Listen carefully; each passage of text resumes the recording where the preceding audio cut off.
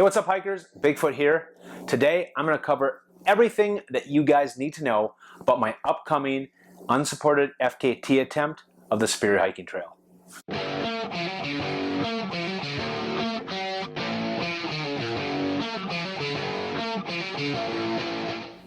Well, the trail that I'm hiking is called the Superior Hiking Trail. You can find it in northern Minnesota, right at the Canadian border, and runs right along the north shore of Lake Superior, all the way down to just south of Duluth, where the Minnesota and Wisconsin border is. Now, because it's located in Minnesota, means that this is my home trail. I've been planning this for the better part of this year. Now, when I announced that I was not just going to be through hiking the Superior Hiking Trail, or SHT, I have gotten a lot of questions, especially when I said I was going to try to set a speed record on it. So what I did is I pulled together the most common questions here, and I'm going to answer them. These are the most common questions that I got in videos or I've been asked in person, and I think there are a lot of things that you guys might just be wondering that maybe you haven't left a comment about. So I'm going to go through these questions. There's 13 in total, and then we'll just kind of wrap things up. So the first question is, what is FKT mean? So FKT stands for fastest known time. Now, there are a few different types of FKTs. There's a unsupported FKT, there's a self-supported FKT, and then there is a supported FKT. Now, what I'm going to be doing is called the unsupported FKT. Now, depending on the long distance trail that you're through hiking will depend on what the exact definition of each of these three are. Now, the unsupported definition for the Superior Hiking Trail is what's also known as alpine style. Basically what that means is I will not be able to resupply during the entire trail. I cannot get any outside help, and I can't even go into town, buy a meal, or stay at a hotel. I have to basically live out of my backpack. Everything that I start with, that's all I get. So that means I'm going to be carrying all of my food. I'm going to be carrying all of my supplies. I will not be staying in any hotels. I will be staying on the trail the entire time. So that is what the unsupported definition is. I can't get any rides into town. The only ride that I'll be getting is the ride to the northern terminus, and then the ride when I get actually done with the Superior Hiking Trail at the southern terminus trailhead. Self-supported. So the self-supported definition for this long distance trail is basically you're on your own, no outside support, but you can resupply, you can go into town, you can stay anywhere you want. Basically, you can do what you want as long as you are carrying yourself on your own 2 feet, whether it's into town, out of town. You can set up resupply points along the way, but you are not seeking any other types of support other than yourself. Lastly, there's supported. Now, supported definition for this trail would be much like any other trail. It is that you have a team of people that are helping you through hike the trail. You're walking every single foot of the trail, but you have people to help you carry your food, your water, all of your gear, all your supplies. All you really need to do is carry the essentials that will get you from point A to point B. Point A is where you start in the morning.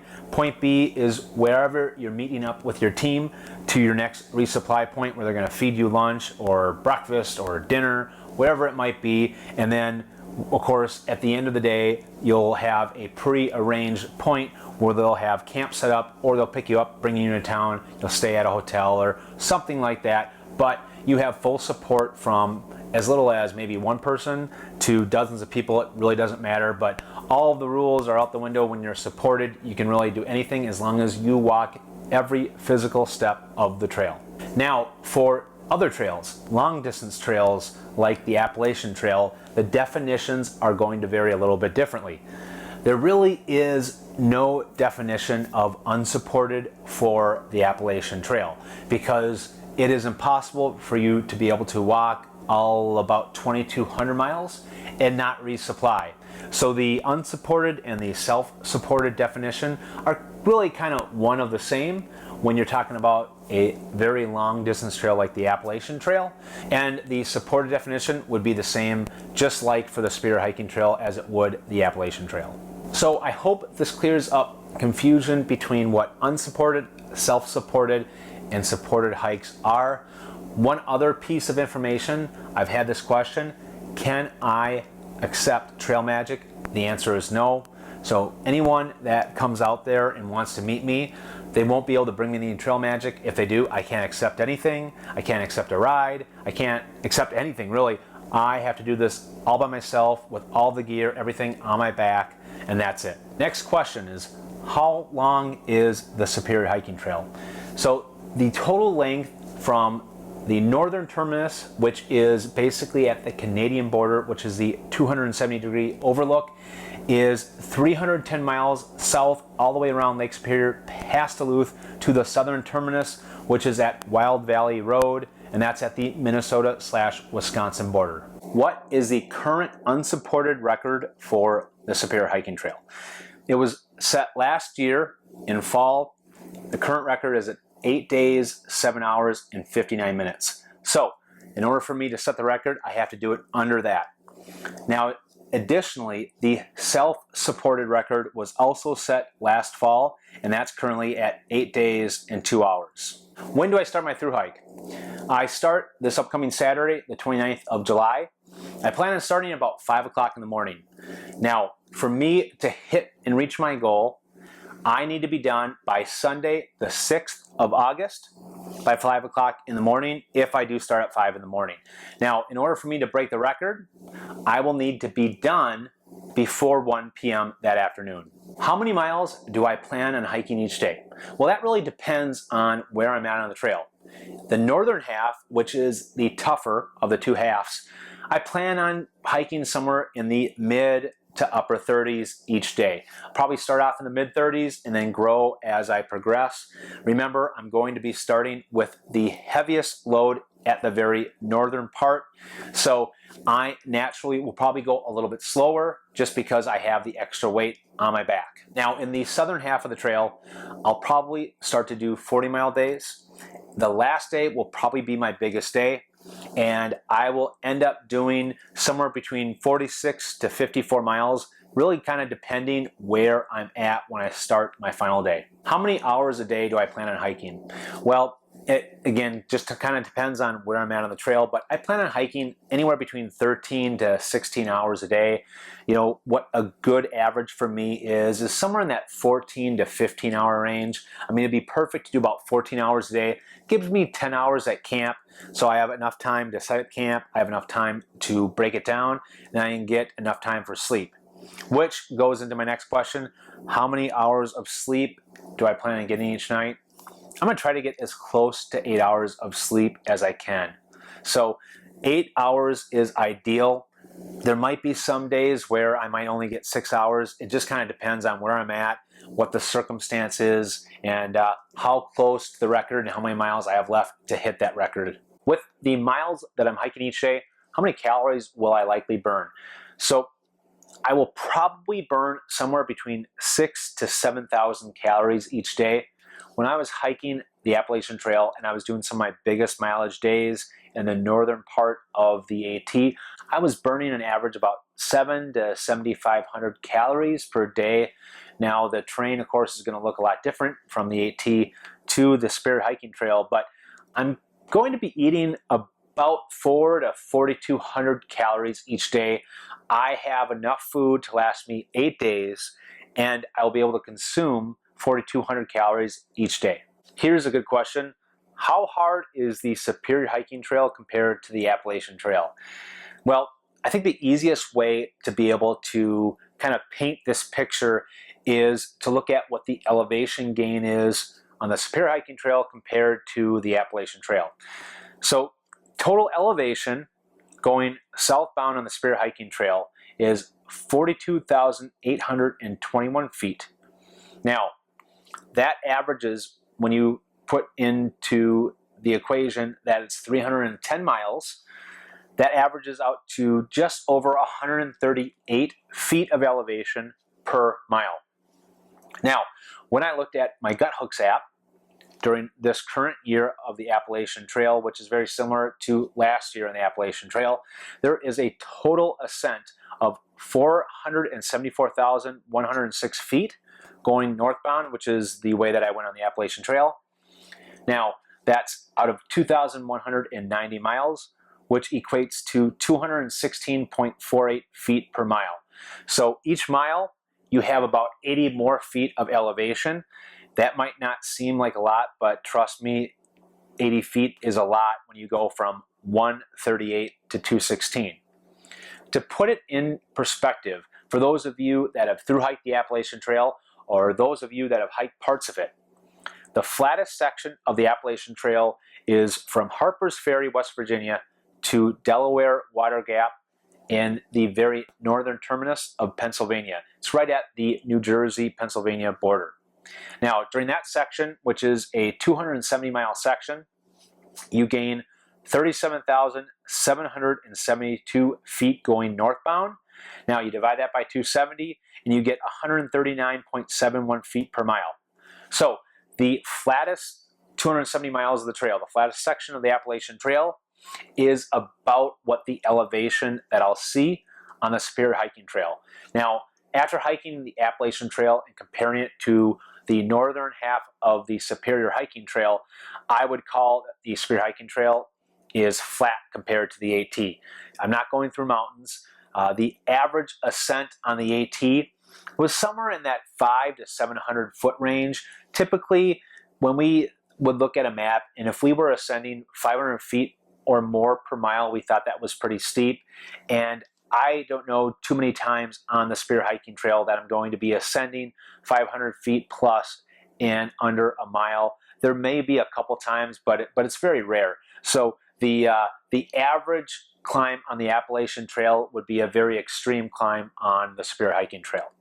What is the terrain and environment like on the Superior Hiking Trail in northern Minnesota? Well, right now the trail is very, very muddy. The last report that I got from Harriet, that was about a week ago.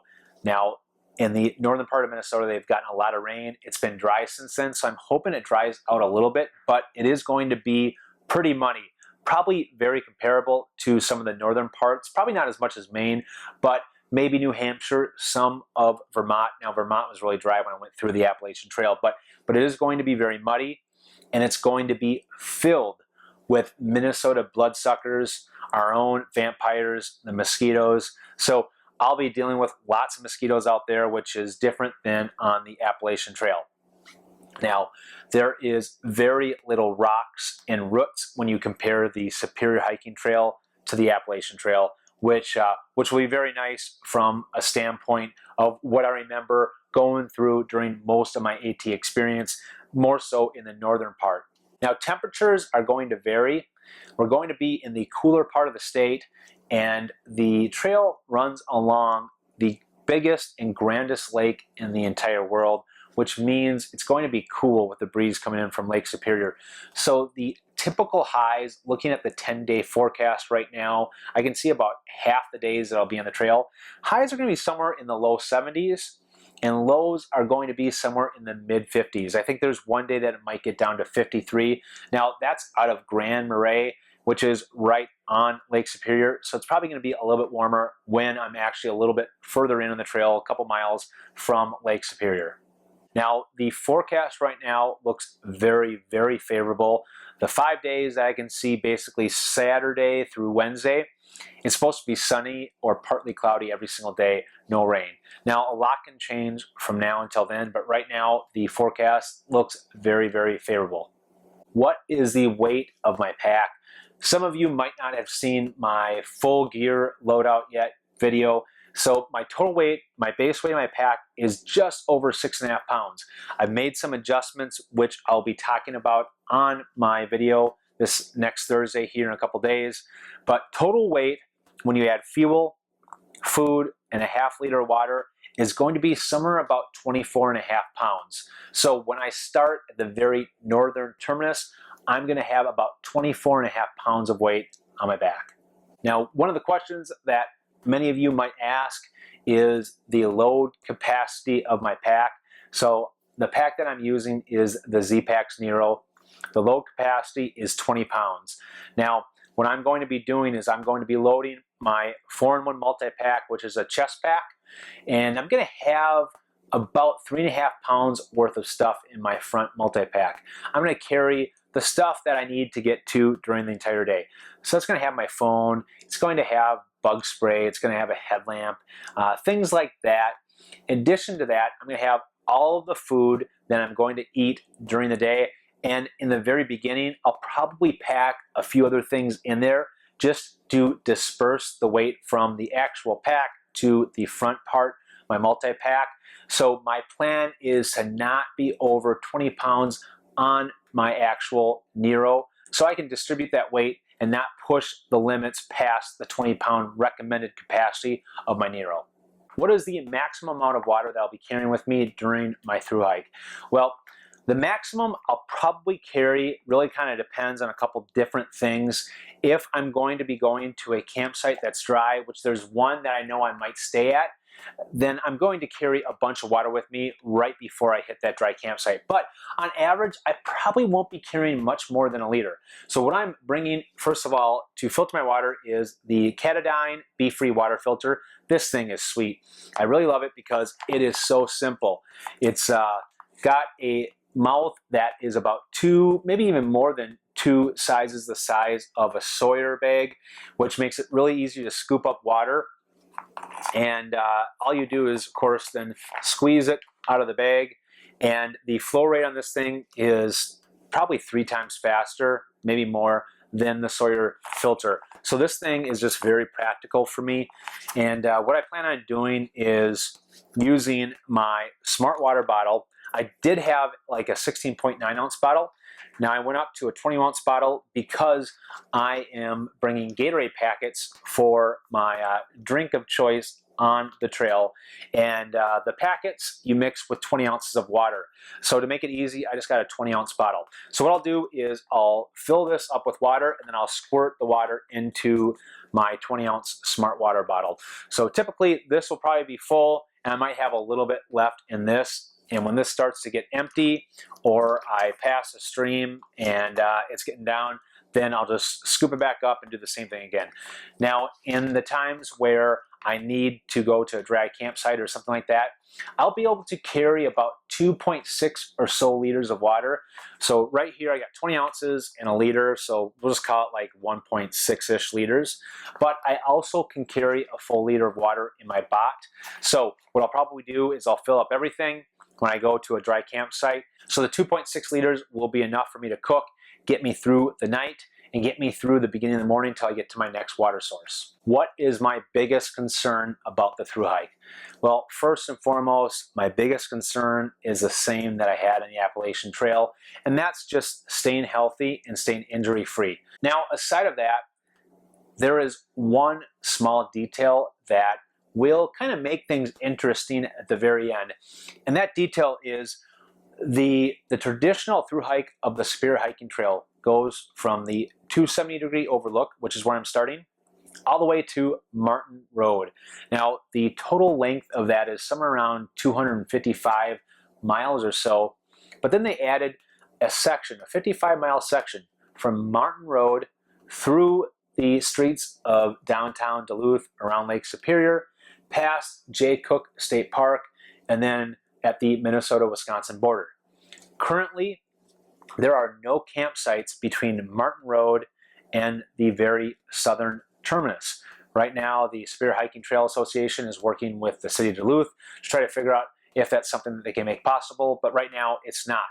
Currently, there is a campsite called Bald Eagle Campsite that is going to be about 56 miles from the very end. So if I stay at Bald Eagle, I'll have a very long day, my very last day, because I can't stay anywhere on the trail. There is pretty strict rules. I can't just pitch my tent anywhere that I please like you can on the Appalachian Trail. Now, the only other option is there is a campsite that is about 10 miles south of Bald Eagle, and it's called Bagley Nature Area. Now, this is actually on the University of Minnesota Duluth campus. They made this campsite just recognizing that there is no campsites in that section. But if I stay there, I still have a 46-mile hike to the southern terminus. 46 miles is a lot less than 55 or so miles. So if I can, ideally, I would like to make it to the Bagley campsite and then do the last 46 miles. But if I can't, then I got about a 55-mile hike from Bald Eagle to the southern terminus. So kind of going to play this thing by ear and kind of figure out what I'm going to do, but it really is going to depend on where I end up the day before my last day, which will dictate, of course, how many hours, how many miles I do have to go to get done, and hopefully try to set the unsupported speed record. Now, this upcoming Thursday, the 27th, I am going to be heading up with Miss Bigfoot, and we are going to stay at the Nanabajo Lodge, which is just on the northern side of Grand Marais. And what we're going to do is we're going to head up there Thursday. I'm going to scout out a couple of things on my way up. We're going to scout out the southern terminus where Miss Bigfoot's going to pick me up so she knows where to go to pick me up. We're also going to go and check out the Bagley campsite just so I know exactly what I'm getting into, so I know what my options are. And then we are going to continue to head north, and we'll stay at the Nanabajo. And Friday, we are going to go to the northern terminus. I want to make sure that Miss Bigfoot knows how to get there because it's going to be dark when she drops me off, and most importantly, that she knows how to get back out of that area. So how can you follow me while I'm on the trail? Well, on my YouTube channel, it's unlikely that I'll be doing very many videos because I only have a 10,000 milliamp charger plus my iPhone that will be fully charged when I start, and that 10,000 milliamp charger that I'm bringing needs to give me power to my GPS watch, which I'll be using each day, my iPhone, and then I'll probably need to charge my GPS device one time, maybe about 30% sometime towards the end. So I have to be really strict with how I'm using my battery on my phone. I might upload one video sometime in the middle, and then maybe when I get done and I'm able to power up my stuff. So my YouTube channel, I'm not going to be able to do a ton of videos like I have in the past of other thru hikes. So the other ways that you can track me. The first way is you can go to my Instagram page, which is Follow Bigfoot, and my Facebook page, which is also Follow Bigfoot. If you go like both of them, I will probably be doing one update a day. That's if I get good coverage. I know in the northern part it's really spotty, but I'm going to try to do one update a day. Now, if you want to follow me every moment of the day, I actually will be bringing a GPS. And how this works is if you become a member of my Patreon community and pledge as little as $5, I will invite you to my private Facebook page. My private Facebook page, I will be putting the link to my GPS and the password to my GPS so you can track me as much as you want. I will be setting my GPS to send my coordinates every hour. So every hour you'll know where I'm at. In addition to that, on my private Facebook page, I will be doing daily trail feeds. I'll probably do 1 to 2 trail feeds each day. I'll be answering some questions that anybody has, and then just kind of doing updates, video updates during the course of my thru hike. In addition to that, on my private Facebook page, I share other things, personal things, what's going on, answer questions, things like that. And this is not just for this hike, but all my upcoming adventures if you stay as a patron of mine through my Patreon community. So that's another way you can track me if you want to stay connected and watch every moment of the day and see where I'm at as I get closer to trying to break the unsupported record. So if you are interested in becoming a member of my Patreon community, I will put the link just below in the description box.